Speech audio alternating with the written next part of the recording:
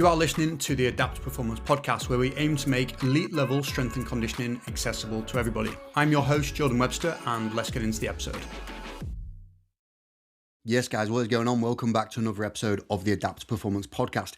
So in today's episode, what I want to talk through is isometrics specifically. So we're going to dig into why you might use them in different scenarios. And I'm going to give you 4 of the different ways that I use them with our athletes at Adapt, giving you ultimately a taste of like different applications, right? It's not just going to be the same one, but different people. There's going to be, a range of case studies that are involved in this. So what I want to do to begin with is kind of outline isometrics, right? So isometrics are an exercise where there is no visible change in joint angle, right? It's holding your elbow at 90 degrees with a bicep curl. Okay, there's no visible change. The muscle essentially stays the same length. There is actually a little bit of debate around in an isometric whether the muscle does gradually shorten over a period of like 30 to 60 seconds, and it's the tendon that slightly increases. So the joint angle stays the same, but the actual muscle, shortens, tendon gets longer. But that's kind of like a little bit of a debatable topic, I think. But ultimately what we're looking for is joint angle stays the same. That is an isometric. And you'll see this in, so many different exercises we use on a day-to-day basis. Most core exercises that are pretty popular, like a plank, a side plank, they're isometrics. When you're doing a big movement like a squat, for example, whilst it is a dynamic movement, there are isometric components to it if we look at specific joints like the vertebrae, for example. Okay, the core needs to stay braced, and that is an isometric based movement, even though the knees are going through flexion, extension, those types of things. So you'll see them all over. You'll see it in sport. We look at we look at a scrum in rugby. There are elements of isometric movement where you're trying to create movement and drive forward. Okay, so we see it all the time. So let's dig into a little bit of the different types of isometrics that you could use and some of the benefits from a physiological standpoint. So there are basically 2 different isometrics as I view them. Okay, overcoming isometrics and yielding isometrics. So 2 different types. Overcoming isometrics are essentially you pushing into an object that is not going to move, right? So you're maximally trying to push something over, row something, stand up with something that's never going to shift. With this, some of the exercises you might see commonly done with this is you might be in a bench press setup, but instead of lifting a bar off the rack and doing a full rep all the way to your chest and pushing it up, you actually unrack the bar with no weight on it, and you pull the bar underneath the hooks and you push maximally into it. Obviously, it's not going to move because it's a static object. Some rack setups don't allow that, but that would be an example of a overcoming isometric in a bench press movement. Okay, it would be really good at strengthening the chest muscles, the shoulders, the triceps, that type of thing. Another example could be that you do it in a squat, right? You unrack the bar, you take a few steps back, you then hook it under the squat rack, J hooks, and you push maximally in like a quarter squat style position. You're going to be really good at improving force production through the quads, okay, through the glutes, that type of thing. So the idea is it's a movement that you're pushing maximally, okay? So it's kind of like, I consider it a concentrically driven movement, even though it is isometric. The idea is that you are trying to actually explode into it and try and break the bar in half or whatever you're going to do there, okay?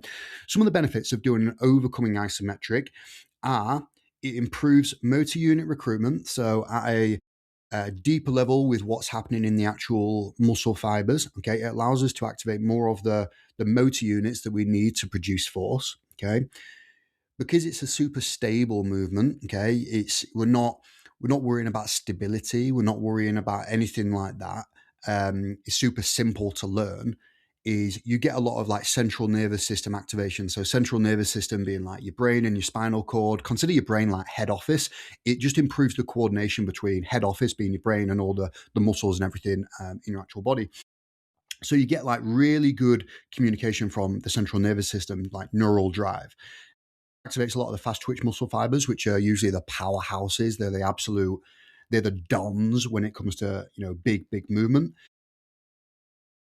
And again, at a deep level, if you guys remember if you've kind of studied a little bit of sports science, or you've heard of this term sliding filament theory, is the idea of how muscles contract, and you basically have this overlap, or it's kind of like Velcro. So you've got actin on one side, which is like a protein, and on the other side you've got myosin, and they basically like grab onto each other and then pull, and then grab onto the next one and then pull. And it's kind of like you've got Velcro that's kind of like sliding past each other and latching on, pulling, latching on, pulling.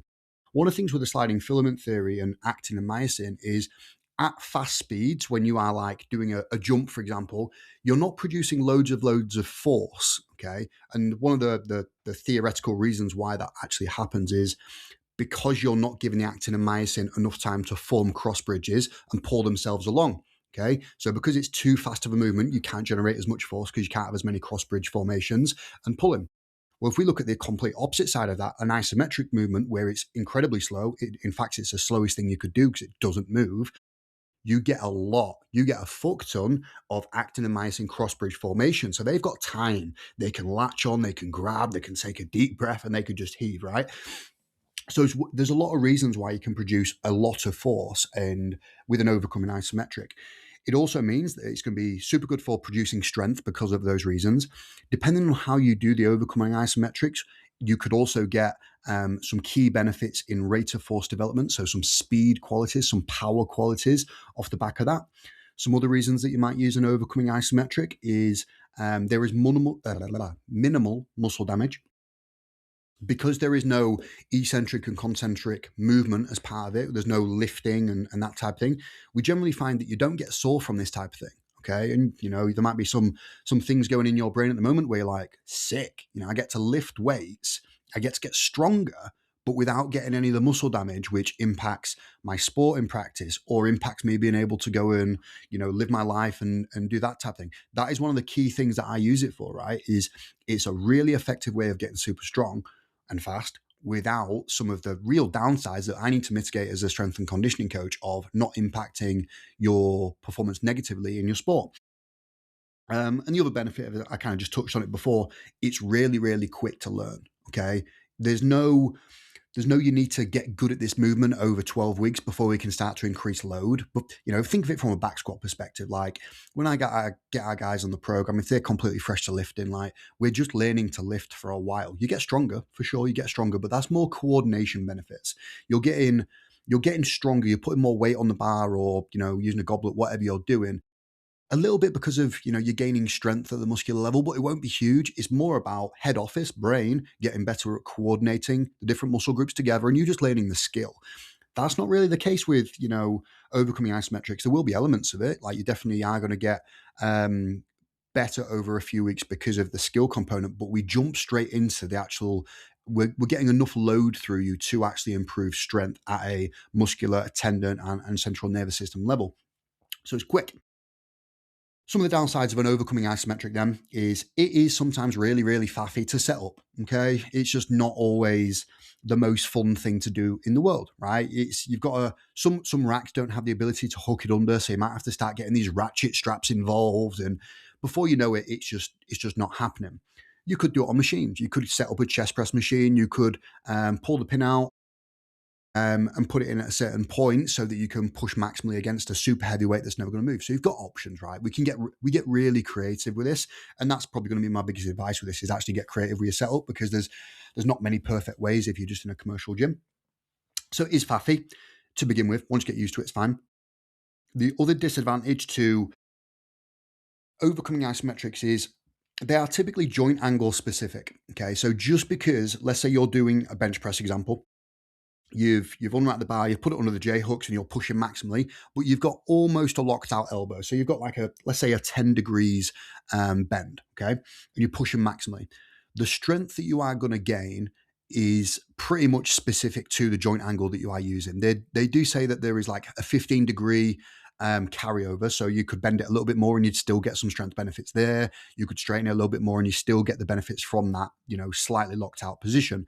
So there is a little bit of wiggle room. It doesn't need to be specific, but you doing an overcoming isometrics in the top position is not going to mean that you are stronger in the bottom position. So that's something to bear in mind, which is actually how a lot of people tend to use this. Is in certain sports, we can be very clear that there are specific joint angles that are extremely useful, for sport. So sprinting is a good example, and that's one of the key uses that I use it for is sprinting. We know that, look, we're going to be looking for a pretty neutral based ankle position when we're sprinting. Cool. Well, we can just strengthen that neutral position.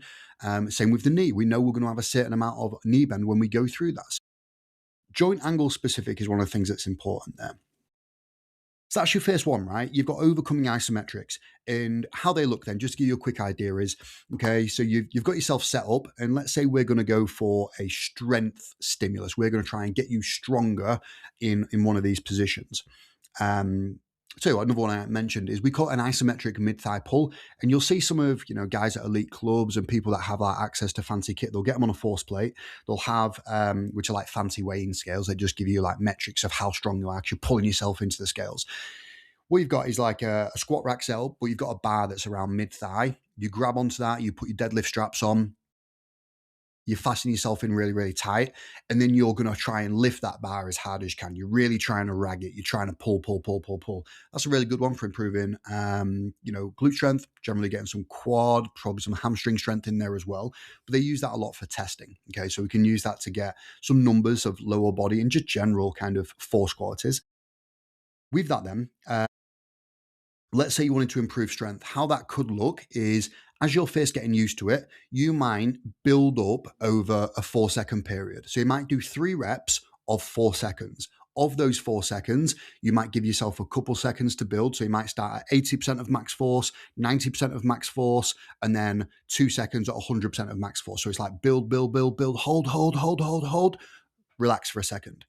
Go again, and you might do 3 reps of 4 seconds. Okay. So it starts to, if we think about the time equated to complete some reps sometimes in like a back squat, we're not trying to replicate it 100%, but you can start to see how, okay, that somewhat resembles a rep.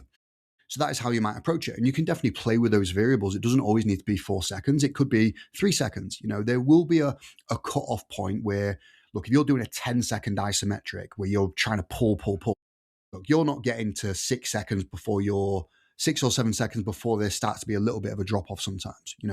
So I would keep it shorter and sweeter just so we don't build up too much fatigue, which means you can get more high quality reps out of it.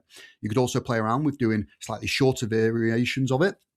Where you just pull really hard for a second, so you switch on, switch off, and then you're good, right? So you can start to play with that idea. You will see this done quite a lot in sport-specific movements. Like you might have seen Danny Wilson, who's Boxing Science, does it in Sheffield with like a punch-specific isometric. That's one of the reasons, you can kind of do it on the road. You don't need much equipment. It does have some drawbacks in terms of the amount of friction and force you can actually generate in that position. Before things like friction starts to become an issue through, the feet, and you might not necessarily be able to generate loads. Cool. So that is the first one, overcoming isometrics. Second one is yielding isometrics. So if we think about a yielding isometric being plank, right? So a plank is a really good example of where you're not pushing maximally into an object that can't move. You're just trying to maintain shape. You're trying to resist gravity, trying to, distort your position. A plank is a really good example. A wall sit is also a really good example. You getting into the bottom of a lunge position and just holding that 90-90 position, really good example. It's yielding, okay? You're resisting gravity. And in my mind, I loosely see a yielding isometric as kind of an eccentrically driven stimulus, right? So it's kind of eccentric in nature, whereas the overcoming has a concentric focus, okay? It's, it might not make sense to you like that, but it sits in my mind that way. So some of the benefits of a yielding isometric then, we use them a lot for tendon benefits, particularly if somebody who's struggling with like tendinopathy, tendonitis, that type of thing. Like isometrics can be a really good way. They basically improve the integrity of the tendon. They make it a little bit healthier over time. You also get a nice little bit of muscular endurance support around the muscles that lead into the tendon, so that can be useful there. We use them a lot for rehab across the board, like isometrics used as like the entry point for a lot of rehab, to be honest with you, because they are super safe. They're generally pretty low load. And then once you've kind of conquered that period, you can move on, So you could definitely move from yielding isometrics into overcoming isometrics as part of a rehab plan because they kind of suit that, right? Yielding isometrics, they lend itself to a little bit more kind of time under tension based things, muscular endurance type qualities. maintaining postural control, those types of things. If I was to loosely give each of these types of isometrics a focus, or what I would usually use them for, overcoming isometrics are usually used for performance benefits, whereas yielding isometrics are a little bit more health focused benefits. Okay, so there's a few things for you to kind of have in the back of your mind around why you might potentially use these. There is going to be a middle area of gray, and you know what? Being healthy can help support performance. Like, I get that, right? But that's loosely where we're at. So some other exercises that we use pretty commonly with yielding isometrics is like your Copenhagen holds. You might do like a hamstring hold where you're trying to get the calf and the hamstring working at the same time. We use a lot of them. We use a lot of both, actually. And to be honest, if I had to say, we definitely use more yielding isometrics over overcoming isometrics with most people. Easy to set up, not faffy, quite often body weight variations and different things like that. So hopefully you've kind of got a loose idea there of the benefits of each. So now let me dig into actually how I've used them, how we use them. And you can start to like pick up a few things that you might kind of put in your own training. Let me just grab a quick drink real quick. Thirsty work, chatting to yourself. So real quick, guys, before I move on, if you're not following the podcast, whether you are on Spotify, Apple Music, YouTube, wherever you're at, just drop us a quick follow. That'll just make sure that future episodes come through to you straight away and you don't miss them. I'll try and put these out fairly regularly. Hopefully they are useful to you, help you with your performance. So yeah, go drop us a follow, please, guys. It'll take you 5 seconds. All right, so in terms of ways that we've used isometrics then, number one is we use them in combat sports, okay? We use them with combat sports for a few reasons. Going back to what we said before, overcoming isometrics are really good at you getting a very potent strength stimulus and power stimulus, depends on how you use them, without getting sore. If there is one thing I know about combat sports is they do not want to go into a training session sore. Well, they live their life sore. Like I grapple right. I'm sore quite often, okay? But I don't want my gym to put any extra soreness on me when I know I'm going to have to try and wrestle a 120 kilo gorilla tonight, right? Or I've got a sparring session. We need to be aware of that soreness component, and good strength and conditioning supports your skill training. It doesn't detract. Okay, so we use them with fighters quite a lot because they don't get sore. There's also like very minimal chance of you getting like huge hypertrophy from an overcoming isometric because it doesn't tick some of the boxes that we would want from a hypertrophy stimulus. We get some, we get high amounts of motor unit recruitment, but it doesn't have as much quantity, as much volume as we would really need. There has been studies that has kind of showcased that if you do overcoming isometrics at varying muscle lengths, and I did a podcast about this a few back. I can't remember the title. If anybody knows, let me know and I'll put that in the show notes. But you could do overcoming isometrics at varying levels, like long muscle lengths, medium muscle lengths, and short muscle lengths, but it's just faffy. Like there's probably nobody's doing it, to be honest. But there is relatively low chance of getting hypertrophy. So being in a weight category sport such as, jiu-jitsu or, boxing, whatever, this could be a really potent way of you getting strong without you moving up a weight class if you didn't want to do that. And like I've kind of said before, I do think the injury occurrence of something like this is relatively low. Like it's a really safe way of you approaching this. A few things that I've done, okay, I generally do stick away from trying to replicate sport-specific movements, to be honest with you.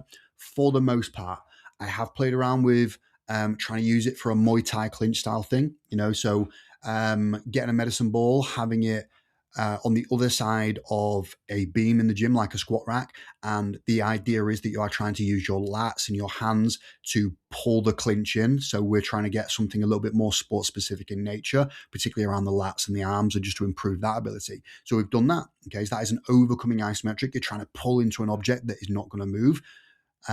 We've done a lot of like ankle-based isometrics with fighters, knowing that a lot of striking force is going to have to start at the ground. So let's get the first step, which is probably a pun, to be super powerful, because a lot of people have weaker ankles. If your ankles can't generate the force, then by the time force gets to the knee, it's already dissipated, gets to the hip, dissipated, and that's not an effective way of always doing it. So if we can just make the ankle super reactive, amazing. Okay, we've used it there. We've done punch specific isometrics. We've tried those when we're on the road, and they work okay. But I think my number one most used version of this is actually your really simple exercises, like your quarter squat. You might do it on a single leg quarter squat. You might do an isometric mid thigh pull. You might do it in a bench press position. You might be pulling maximally against a weight that isn't going to move.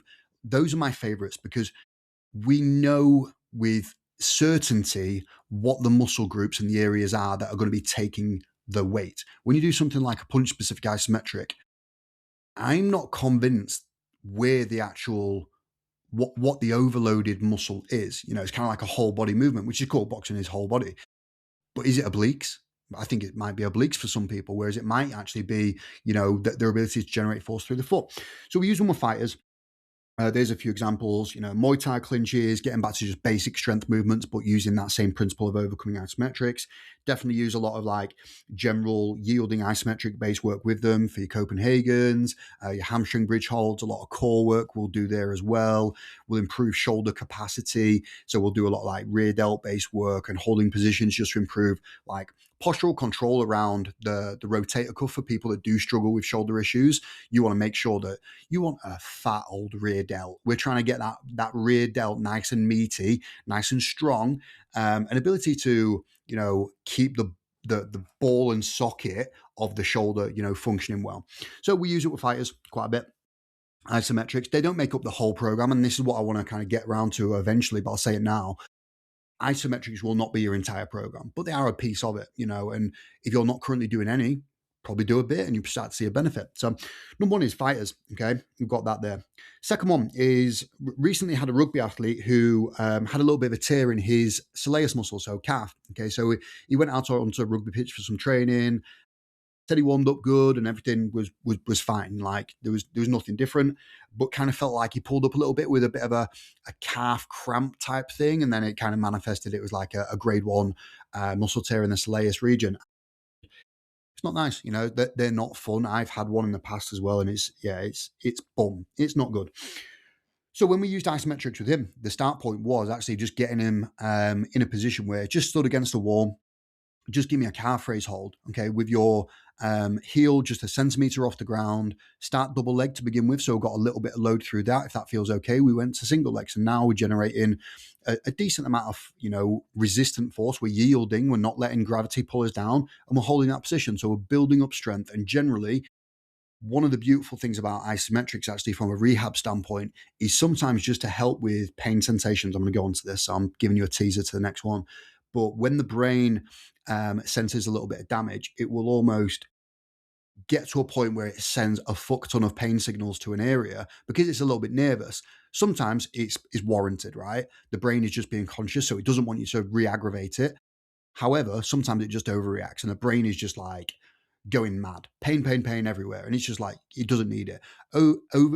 Yielding isometrics are a really good way of getting you spending some time in that position, which down-regulates some of the central nervous system activation and just reduces some of those pain sensations so you can actually get on with good, proper rehab without it just hurting. So what we did with this guy anyway, so double leg isometrics, single leg isometrics, got him working through those. And to be honest, he progressed really, really quickly. We got him working through some slouches. So we did some slouch based work, which is it's a really weird movement to try and explain. But essentially what you're going to go is like in a staggered stance. Okay, feet are pretty close together, but you are staggered. You're going to be focusing on the front leg. You got a little bit of a bend in that, and you're going to basically fall forward through the upper back until you touch the ground. And the idea is that you're going to have mid-foot to forefoot pressure with your heel just unweighted a little bit. What this does is it's sick, right? I love them. Is it gets a lot of the muscle groups around the ankle, the knee, and the hip all working together, and you can generate a decent amount of like load with this. But you're getting so many hands on deck. You're getting the hamstring speaking to the calf is speaking to the quad. So you've got this co-contraction benefit, this coordination benefit, which is sick. Like when we think about injuries, we don't just want to work in isolation, really. We want everything to work together. So we did some slouches. We then got him into some normal calf raises. We progressed through that. We started to work through a little bit of gentle hopping, gentle pogos, progressed into hopping. And then we finished up with some overcoming isometrics because you can get a load of force in a very specific joint angle. So for that, because it was a Slayer space, we went with, we did two, but the first one was you get into a lat pull down machine, okay, and obviously you've got that like pushes into your thighs, which stops you from being pulled up in a lat pull down. Well, we just kind of shuffled him back a little bit, got his knees underneath it, and just got him to try and do a calf raise against that pad, pushing maximally. So we built up over, I think it's 4 or 5 seconds. So build, hold, and relax, and repeated that a few times. The idea was, let's get him crazy strong in the positions he's going to be experiencing when he sprints and he jumps and he does stuff like that. He's prop as well, so he's going to have a lot of force going through him when he's in the scrum. So you can see there like a really cool example of how we started with yielding at the early stages. We kept with yielding for a while. We transitioned into normal kind of eccentric, concentric movement, calf raises, general strengthening. We got into some faster based work, but low level. We used like hand assisted and just gradually built that up over time. And then we finished off with some overcoming. So high force, right? So now I'm really confident he's just in a really great spot. We got him back into sprinting. He's feeling good. He's played games. Good, right? So there's a rugby example of like rehab. So yeah, there's two different ones. Let's go into the fourth one. Actually, I'm going to give the other point a little bit of a break. So number 4 is isometrics can generally act as a little bit of a painkiller. They say there's a little bit of an analgesic effect, a little bit of a, it's like having a paracetamol sometimes or an ibuprofen. The reason why we feel like they work doing isometrics. So I've had sore knees in the past. I've gone through big periods of time where I've done loads of squats in a program and my tendons in my patella, my quadricep tendon got a little bit angry. I've also had it when I've been doing jiu-jitsu too much and my elbows start to get a bit naff, like my bicep tendon. I start to feel like my forearms are just on fire all the time.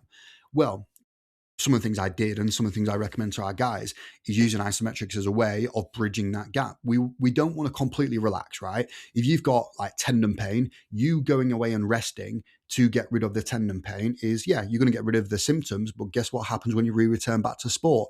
You've just lost about 3 weeks of training, therefore you're weaker. So if you got injured or you got like tendonitis from doing a certain amount of work, whereas you were strong, now, if you take 3 weeks off and you're not very strong, when you go back to the same amount of activity, you can pretty much guarantee it's going to come back unless you make some big adjustments. So we don't want to fully like take time off when you've got like tendon issues and tendonitis and stuff like that. You want to make sure you're still staying strong and keeping that tolerance high. We want you to be super prepared. That's definitely one of the ways that we use it is like tendon and just a general painkiller. The day after like a jiu-jitsu session, if I go into the gym, I know I've got a lift, I will usually start with some form of isometrics, just whole body, to be honest with you. I'll do some press up holds, I'll do some row holds, I'll do some lunge based holds, and I'll do some hamstring based things. Just a really nice entry point to get me moving again for some areas that generally just actually feel a little bit bruised after an open mat session. And it just helps me get moving. Then I move into my dynamic warm-ups and those types of things. Just makes me feel good. And that's like, honestly, it just makes people feel good. That's the thing, right? You got to give it time though. I don't expect it to be an instant fix, even though sometimes you will feel instantly better. Stick these in your program, part of your warm-up consistently, and I think you'll really start to enjoy them. But yeah, going back to, I think I mentioned it in point 2, some of the reasons why we feel like it benefits tendon pain is at the actual tendon level, we feel like there is some collagen changes, things are kind of readjusting themselves. We're getting a little bit more alignment through that. We're trying to promote just good tendon mechanics, for lack of a better term. Okay, they're moving well. But I do feel like a big chunk of it is actually to do with the central nervous system, head office, brain, right? That angry boss that we've got between the ears. When it senses pain or it senses damage, okay, it will send pain signals because it does not want you to go and injure that area further. Really smart. Sometimes it overreacts quite a bit. And doing isometrics, yielding isometrics, can be a really good way of just reassuring the brain that, look, we're good, right? We're not going to go crazy, but we do need access to a few of these muscle groups just so we can start to strengthen this area. It sounds so wishy-washy and witchcrafty. I appreciate it because we're so stuck in pain models that pain equals damage. Pain doesn't always equal damage, unfortunately. Like, that'd be nice if that was the simple way, but having dealt with a lot of like chronic back pain issues over the years that we've been with Adapt, like, Pain doesn't always equal damage, unfortunately. So that is something. A few ones that you can play around with. If you've got tendon issues around the knee, so patella and quadricep tendon, patella tendon being the one that is below the kneecap, quadricep tendon being the one that's above the kneecap, you generally just get them on a leg extension. I quite like the leg extension, so you can hold it. If we imagine your legs are fully straight, that would be 180 degrees. If your legs are bent at 90 degrees, that's 90 degrees. So you want to find in between, so about 135. You could go double leg or you can go single leg. And I would spend about 3 to 5 sets of 30 to 45 seconds holding that position. If you're brand new to them with your tendon issues, don't go crazy with the weight. Just get used to it, build up your confidence. But as you do them consistently a couple times a week, get strong, like load up that guy, like get him. Treat it as a strength exercise, get really fucking strong at it, retain function back to the quadricep muscles. That'll help the tendon. And then before you know it, I think we will get back to being able to do eccentric and concentric based movements and, faster work, that type of thing. Lovely. Cool. So final one that we do use from a performance standpoint, then I'm kind of trying to give you an idea of like how we use them from a rehab standpoint and a performance standpoint, just so you got a mixture. If you are a running based athlete, we use sprint specific isometrics. So just to give you a little bit of like history of this. So isometrics have kind of made a little bit of a comeback. Like they're hot right now. And I feel like the reason why is there's a guy called Alex Natera who is New Zealand? I think he's New Zealand or Australian. He'll probably kick me for saying which one he is. But he popularized run-specific isometrics fairly, I'm going to say in the last couple of years. So they are popular, and there's a lot more research coming out about them, which is really cool. And he uses them, I think he worked in rugby and Aussie rules football and stuff like that. But the idea was he wanted to find a way of getting strength through one of his athletes, who I think was a long distance runner. She hated the gym. She was like, I'm not lifting. He was like, okay, well, let's not lift, but let me put you in some positions that you're not actually lifting weight and you just push. And that was essentially his way around it. It's like, you will never lift a weight. Didn't. And he actually got a really strong and robust and those things. So what he basically focuses on is using the idea of, we think about sprinting.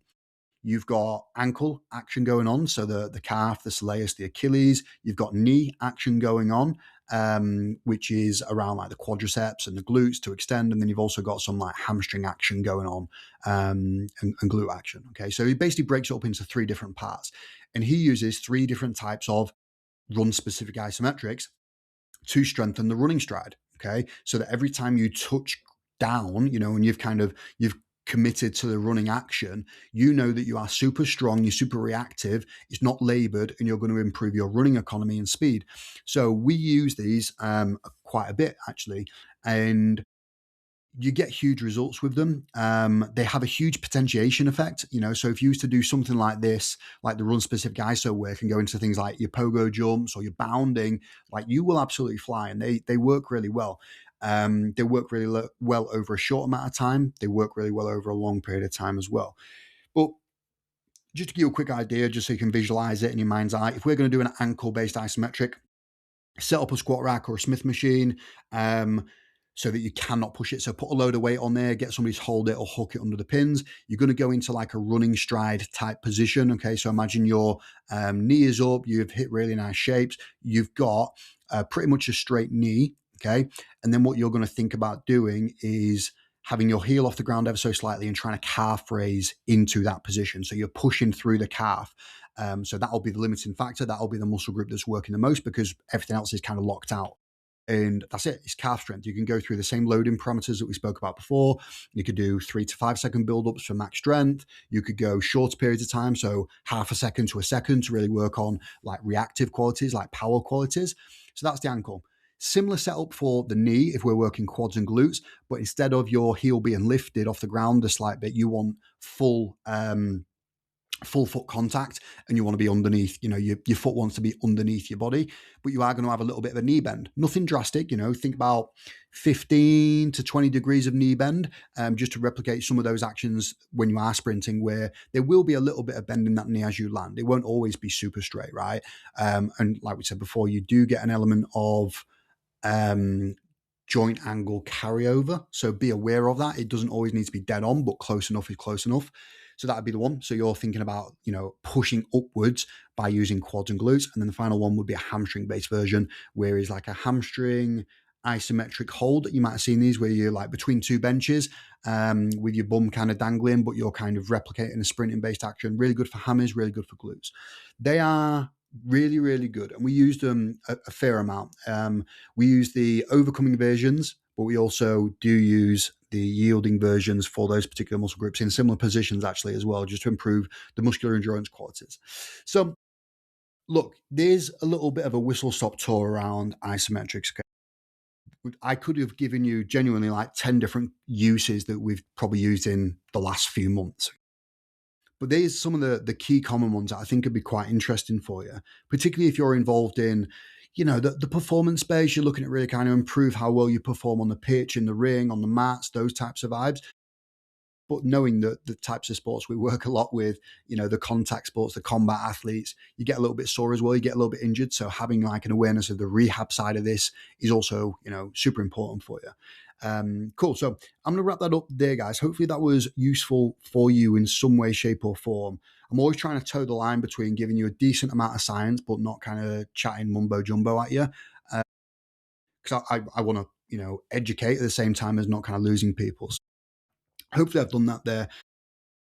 All that being said, if you are an athlete that wants access to elite level S&C coaching that's going to help you perform better, recover from injuries, or generally just kind of keep you motivated through troubling times where you just feel a little bit lost with your training, then give us a shout. We periodically take on athletes through the year with Adapt with our online coaching, which is absolutely sick. The guys are absolutely crushing it at the minute, which is awesome to see. So yeah, if that is something you're curious about, give me a shout. I'll give you some more information on that.